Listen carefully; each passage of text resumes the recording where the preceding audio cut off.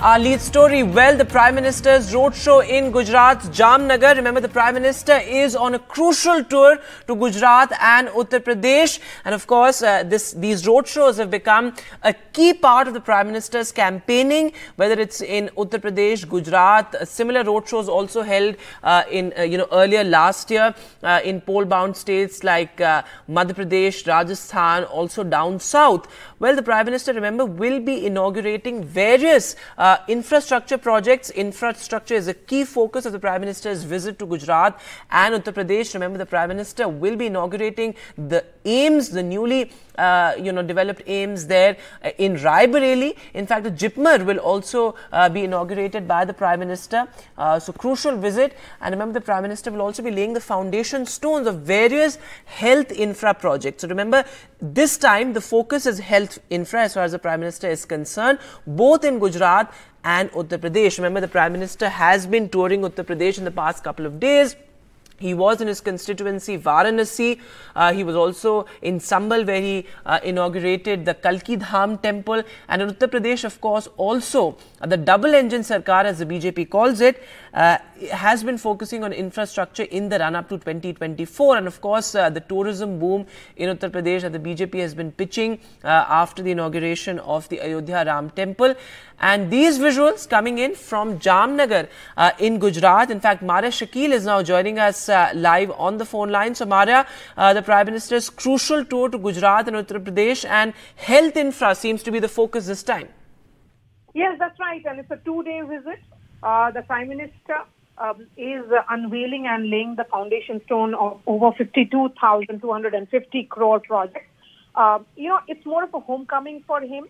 But he's also sending a message that while he is visiting various parts of India, from north to the south, from east to the west, his heart is very much with the state of Gujarat. And as far as the development projects in the state of Gujarat are concerned, that remains his focal point as well. In Gujarat, one of the key development projects have also been about India's longest cable-stayed bridge as well here, Vedant. He will be also inaugurating and dedicating to the nation 21 projects of ESIC.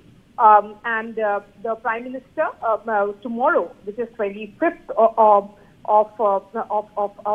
February, will be offering prayers and puja at the Dwarka temple, and thereafter he will be visiting the Sudarshan Setu at around 8:25 a.m.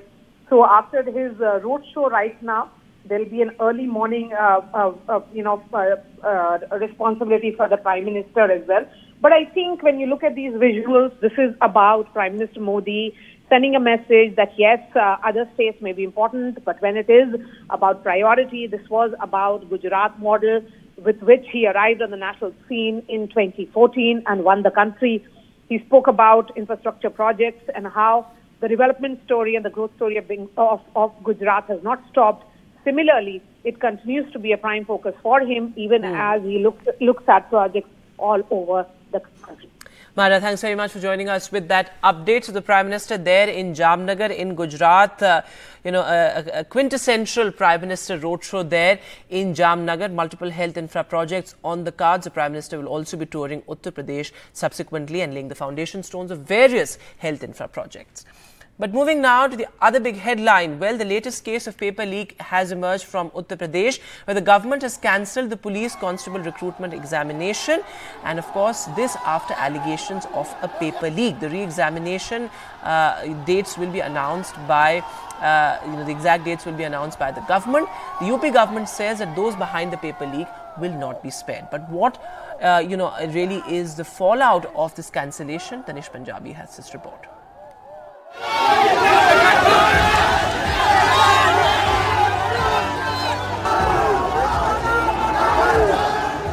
Thousands of aspirants cheered as the government notified that there would be a re-examination for the UP Police Constable test. Ji sir, मैंने 5 साल से तैयारी कर रही हूँ sir. मैं तैयारी कर रही सर, मैंने बहुत सीरियस तैयारी की सर।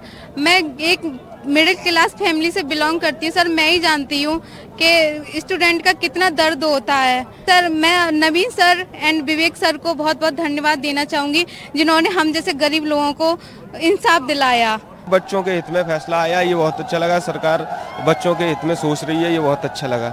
उनसे कहा कि आप भी कभी हमारे विद्यार्थी, हमें पता चला कि शाम The recruitment test, now cancelled by the government, will be conducted again within 6 months. Paper leak के खेल के साथ साथ किससे जांच करानी ये भी खेल है। जांच कौन करेगा ये भी खेल चल रहा है।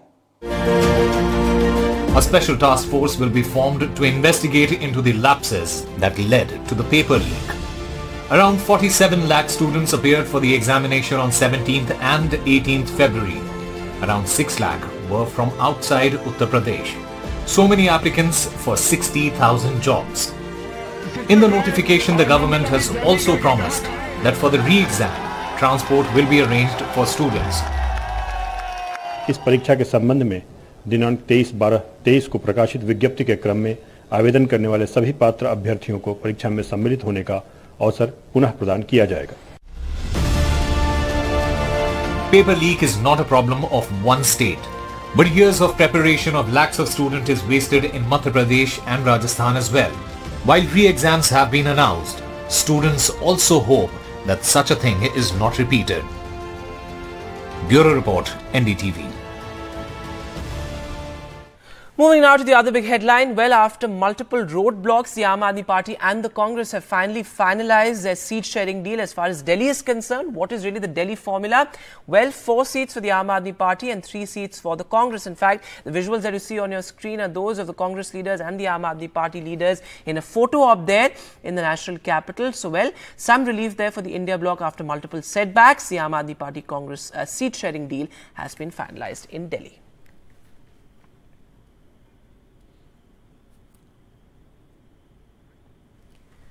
And well, the government now has announced that the new criminal codes will come into effect from July the 1st. The Bharatiya Nyaya Samhita, the Bharatiya Nagrik Suraksha Samhita and the Bharatiya Sakshya Adhiniyam are going to replace the existing criminal codes of the IPC, CRPC and the Evidence Act. The bills were passed last year after Home Minister Amit Shah's announcement in Parliament.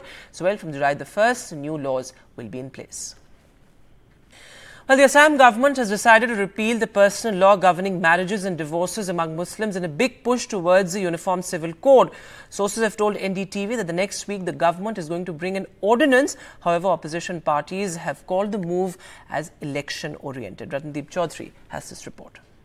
The Assam Muslim Marriage and Divorce Registration Act 1935 এইখন বাতিল কৰা হৈছে বা খাৰিজ কৰা হৈছে, repeal কৰা হৈছে। বহু ক্ষেত্ৰত আমি আন্ডারেজ বা বয়সৰ তলতো বিয়া হোৱা বা ৰেজিষ্ট্ৰেচন কৰা আমি দেখিবলৈ পাইছিলো। Assam government's first move towards a uniform civil code ahead of the Lok Sabha polls. With an over 35% Muslim population, Assam is ready to scrap the Assam Muslim Marriage and Divorce Registration Act 1935. Well, the Assam Assembly is still in session. What sources are telling us is that the government plans to bring in an ordinance to repeal the Assam Muslim Marriage and Divorce Registration Act 1935. The opposition is claiming that this move by the BJP-led government in Assam is aimed at the ensuing Lok Sabha elections. UCC should be accepted by people voluntarily. The government should not enforce it. Government has not that guards to bring the UCC in all over the country. That's why they try to bring a small portion to bring, and just to show the majority community and the non-Muslim community, yes, we give another blow to the Muslim community. With Uttarakhand becoming the first state to pass a UCC law earlier this month, Assam has been hinting at bringing a similar law. So what will change? Formalized registration. The government says the current law allows voluntary registration of marriages and divorces among Muslims. Now it will become mandatory. No more Muslim marriage registrars. Muslim registrars or qazis holding licenses to register marriages and divorces in the community won't be able to register marriages and divorces once the law is repealed. Existing 94 Muslim registrars will be given a one-time compensation of Rs 2 lakh. Custody of registration records. After the law is scrapped, the deputy commissioners and district registrars will have the custody of registration records and prevent child marriages. The government alleges that the current law was misused to register child marriages. Government claims scrapping of the law will mark a significant step towards stopping child marriages in Assam. However, legal minds have raised flags. The Muslim register, who were government authorized register, who is to conduct these Muslim marriages and keep a record, they were regulated by the government. By abolishing this post of the Muslim register, what will happen now, this will give rise to unprecedented number of unauthorized qazis who are not regulated by the government. So that way, the child marriage is only going to increase. From shutting down government-run madrasas, to stopping child marriages, to scrapping the Assam Muslim Marriage Act, many would see these moves as being politically motivated. In Guwahati with campus and Sanjay Chakravarti, Ratndeep Chaudhary for NDTV. And with that, we'll take a short break, but news continues on the other side.